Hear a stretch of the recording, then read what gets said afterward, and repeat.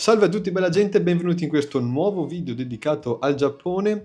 Il video di oggi inizia purtroppo con l'ira dei kami che si è riversata abbondantemente su di me.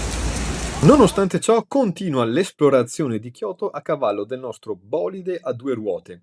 La seconda giornata di scorribande ciclistiche, ahimè, ha decisamente fallito, cadendo sotto litri di acqua piovana. Gambare! Permettendomi però di vedere solo questi pochi scorci del Kyumizudera e della famosa Yakasa Pagoda. Giornata persa a causa pioggia, ma non temete! Dopo aver scaldato le nostre fradicie membra nell'onsen privato del Ryokan Shimizu, dove alloggerò, ci rifaremo il giorno dopo per una spedizione d'eccellenza verso il Fushimi Inari. Usciremo dal classico percorso prestabilito dei Torii per approfondire miti e leggende legati alla Kitsune, famoso yokai della tradizione legato proprio al Kami Inari. Una volta concluso il percorso misterioso, ci prepareremo a lasciare Kyoto per la più cosmopolita Osaka, dove ci aspetteranno a cena Akira e la sua ragazza Yuki. Vestitevi comodi per partire senza indugi, anche questa volta, verso il Giappone alla scoperta di miti, leggende e culture nipponiche. Wow, questa è una delle cose più belle mai viste.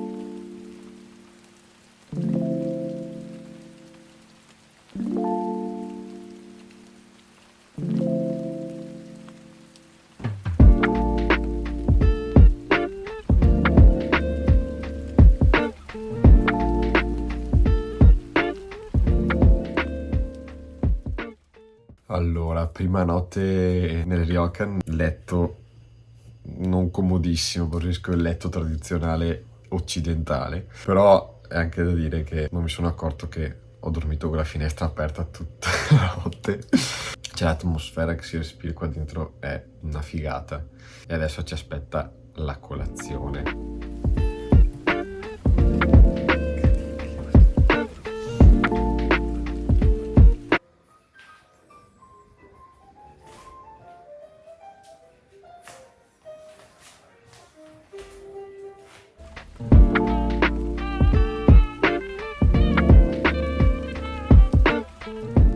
Si prende la bici e si va al Fushimi Inari. Sarà 40 minuti in bicicletta. Poi torniamo qui per le 2 a riprendere i bagagli. Si va ad Osaka. Ryokan Shimizu, proprietari gentilissimi, super consigliato. Qui il quartiere silenziosissimo. Raccogliamo il bolide, andiamo verso il Fushimi Inari. Un po' freschino, un po' di mal di gola. Mi prendo una mascherina che mi faccia da sciarpa. Eccoci dalle stradine di Kyoto, super silenziose. Anche stanotte non c'era un rumore incredibile e sono tutte... Stavo facendo un incidente. Tutte case tutte attaccate, non c'è un'anima che urla, che fa casino. Nel frattempo si sono già perso.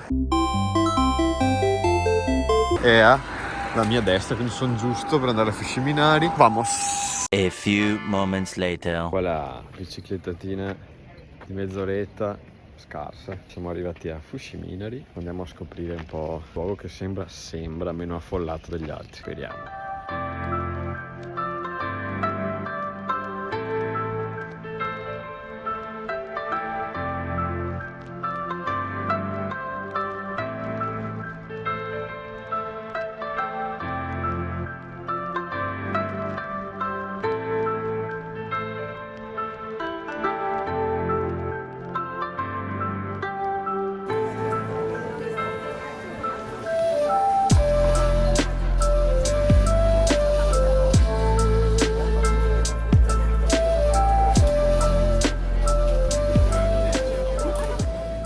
Per quello che so io, ogni pilastro rosso è stato donato da un filantropo giapponese o internazionale e ad ogni donazione, più il tori è grande, più la donazione è cospicua a livello di denaro ed è una sorta di portafortuna, diciamo, per l'attività o per la vita di questa persona che ha fatto la donazione.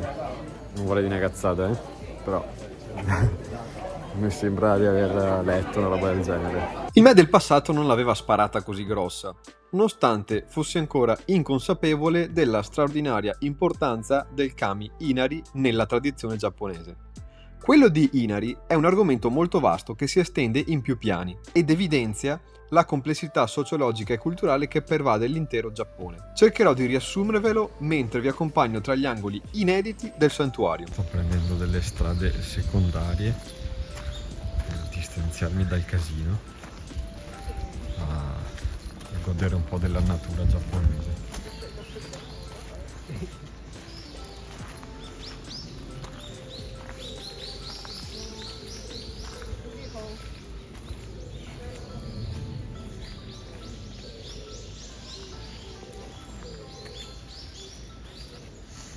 Allora, il mio consiglio è quello di uscire dalla parte degli archi rossi e uscire dal tracciato, perché qui ci sono foreste di bambù, piccoli appezzamenti di terra con il bambù, c'è dello sterrato e si può godere la natura senza una persona, davvero per un'esperienza al massimo zen.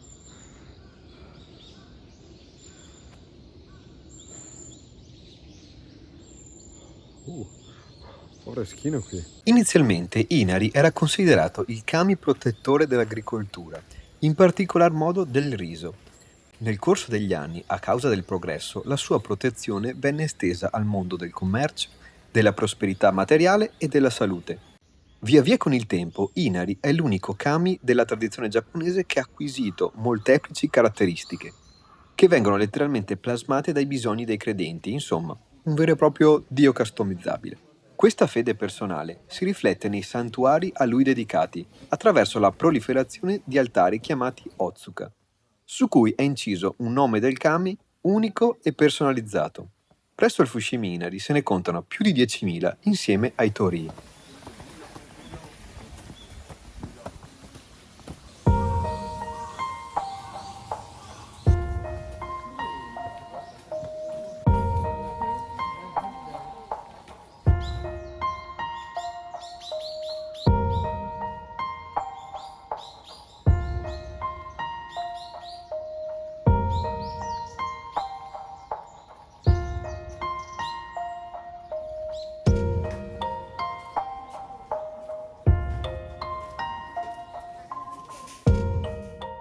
Nella maggioranza degli Otsuka troviamo statue raffiguranti la kitsune, famoso yokai dalle fattezze di volpe.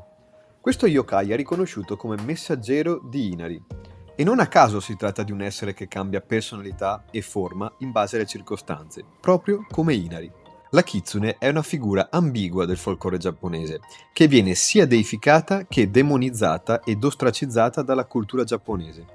Se andrete in un santuario dedicato ad Inari, lo troverete tappezzato di statue ed altari raffiguranti questo misterioso yokai. Una persona posseduta dallo spirito della kitsune solitamente è una persona anticonformista, individualista e solitaria, totalmente fuori dagli schemi omogenei e collettivi che permeano la società, dove vigono rigorose regole non scritte per mantenere l'ordine. Uno degli esempi moderni più famosi in cui si fa riferimento al significato della kitsune lo troviamo proprio nell'opera di Masashi Kishimoto, Naruto. Il mangaka prende spunto dalla leggenda per creare il protagonista custode a suo malgrado dello spirito della kitsune a 9 code.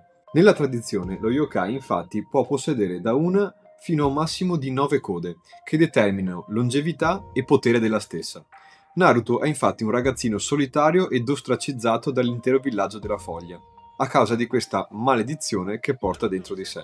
Kishimoto fa di Naruto un esempio perfetto di redenzione dell'uomo posseduto dall'archetipo della kitsune, che da individualista reietto diventa un eroe che salva il collettivo. Naruto, anziché rifiutare lo spirito sigillato dentro di sé e piegarsi alla maledizione, accetta se stesso, abbracciando il proprio dolore e le proprie debolezze, trasformando ciò che tutti considerano come una possessione malvagia in un potere a proprio servizio, usandolo per aiutare gli altri. Eccoci, siamo arrivati, questo è il punto più panoramico, diciamo. Non valeva la pena andare fino a su, poi tornare giù, anche perché mi aspetta, oltre la salita, mi aspetta una bella biciclettata fino a Kyoto. Prendiamo la bici e ritorniamo in quel di Kyoto.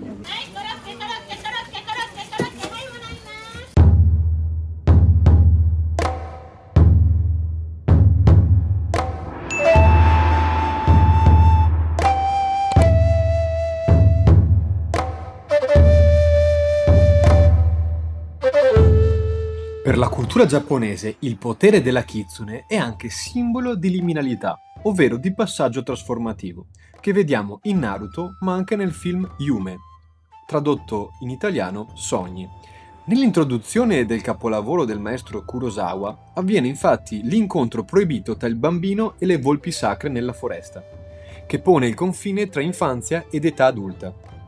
Passaggio all'età adulta che sancisce la fine dell'esclusione dalla società e definisce l'inizio dei doveri come individuo verso quest'ultima. Nel culto di Inari la volpe è un simbolo chiave, ed il kami, proprio come la kitsune in Naruto o le volpi sacre in Yume, agisce profondamente ed intimamente nella vita spirituale dei giapponesi. Nella grande schiera di dei giapponesi, Inari è il kami che possiede più forme ed è il più vicino agli esseri umani, i quali possono rivolgersi a lui in modo diretto e senza obblighi linguistici formali di alcun tipo. È proprio per la sua vicinanza ai mortali a rendere Inari così gettonato tra i fedeli del Sollevante, rendendolo un vero e proprio confidente personale. Infatti ogni persona o clan familiare ha creato la propria intima versione da pregare. Si conta siano state create circa 30.000 differenti varianti del nome del kami. Secondo una teoria dell'esperto delle religioni giapponesi Koike Nagayuki, gli aspetti della venerazione ad Inari hanno radici profonde nella psicologia dei giapponesi. Infatti il culto di Inari, attraverso gli Otsuka, si sviluppa in questi termini personali proprio per rincontrare il loro bisogno di intimità relazionale, quasi assente nelle relazioni di tutti i giorni fondate su etichette a discapito della personalità del singolo.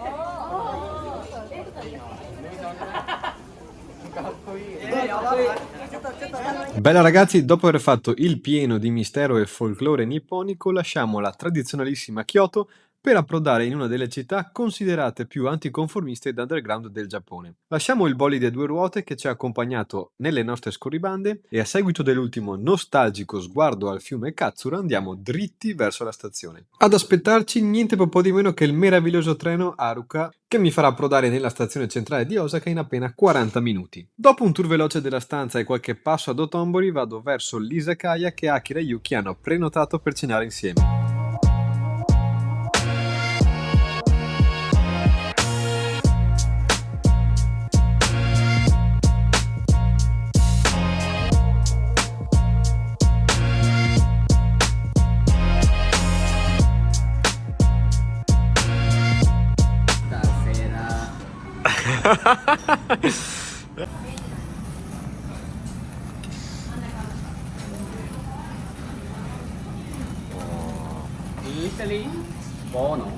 Buono.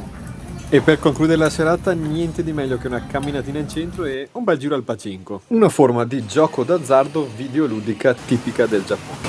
Do you know the rule of these machines? Yes, You play? yeah, I played when I was young.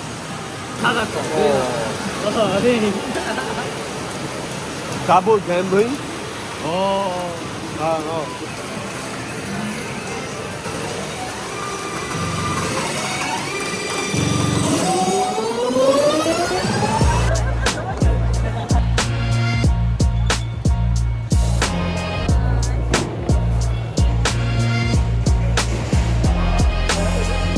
this is the 100 yen shop. $1 shop. 震災橋商店街。 It's arcade. Do you play any instrument? No. She played piano.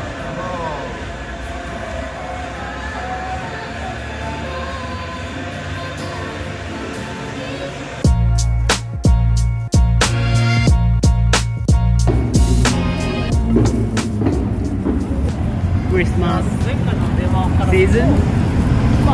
That street light up. Illumination. Oh.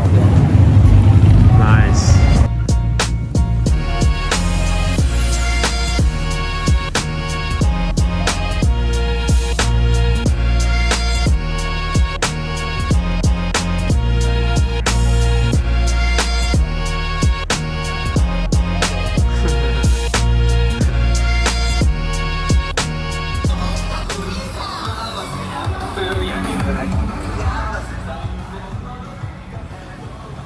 Nice cars.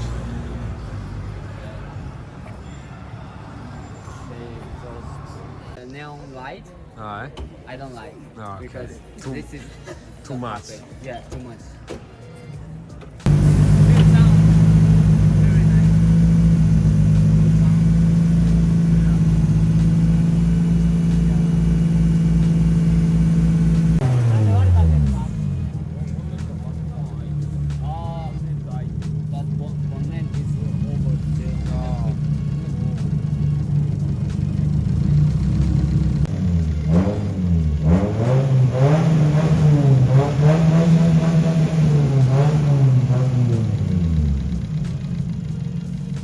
Ragazzoli, anche questo episodio purtroppo è giunto al termine e con esso anche questa serie dedicata al Giappone. Ringrazio tutti quanti per aver seguito questi episodi e vi lascio con una carrellata di immagini inedite. Ciao!